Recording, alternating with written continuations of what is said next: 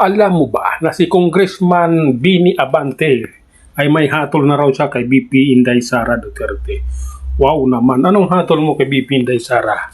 Kung ano-ano na lang pinagsasabi mo dahil ang laki ng kinita mo nung panahon. Nung si Romualdez pa ang nandoon nakaupo na speaker. Magkano kinita ninyo sa pag ano nyo ng noong unang taon pa lang? Gusto niyo nang mangingibabaw. Lahat ng paraan ginawa ninyo para siraan si BP Inday Sara. Lahat ng paraan. Gusto niyo manatili si Marcos na nakaupo sa posisyon para magkamal kayo ng malaking kayamanan. Diba? Ngayon, ano nang mayroon? May hatol ka na kay BP Inday Sara sa kanyang impeachment trial. Anong ihatol mo? Wala naman kayong ebidensya. Kailangan may ebidensya muna kayo bago kayo magsabi ng hatol. Dahil kailangan dyan, may ebidensya nang sa ganun makulong yung tao. Wala naman eh. Kayo yung nag-aakusa, kayo yung naghahanap ng ebidensya na gusto nyo na si BP Inday Sara ang maglalabas. Nakakahiya kayo. Diba? Dapat kayo ang nag-aakusa, dapat kayo ang maghanap ng ebidensya at ihaharap ninyo. Hindi yung taong inaakusahan nyo, siya pa ang pahanapin nyo ng ebidensya. Mga bubo pala kayong animal kayo eh. Ngayon, anong pinagagawa ninyo? Sasabihin mo may hatol ka na, kayong mga congressman, kayo ni Luistro. Kaming taong bayan may hatol na rin sa inyo.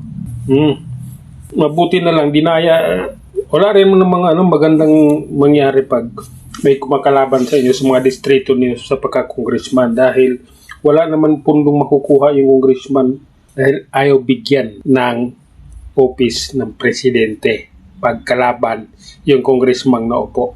Kaya hinayaan kayong makaupo ng sa ganun. Yan.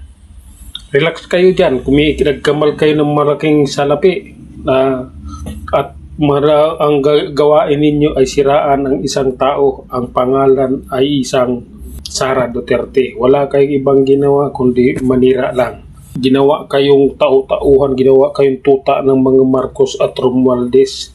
Simula talaga. Wala kayong mabuting ginawa sa bansang ito. Kayo lang ikaw pastor ka pa namang hayop ka. Tapos ganyan ugali mo. Nakakahiya ka. Mabutit may nagsisimba pa doon sa simbahan mong animal ka. Diba? Dahil ang mga hayop na katulad mo, ang mga demonyong katulad mo, hindi dapat sinasamba. Hindi dapat pinupuntahan ng tao yung simbahan mo. Dahil ikaw ay makasalanang tao. Ano ituturo mo mabuti? Magbabasa ka ng Biblia, ka ron para saan? Diba? Papaniwalain mo yung taong napakatino mo. Ganito, ganyan. Pero animal ka, hayop ka. Wala kang karapatan dapat umawak ng Biblia. Yun lang muna hanggang sa muli. Maraming salamat. BP Inday Sara Duterte tayo hanggang 2028. Hanggang sa muli.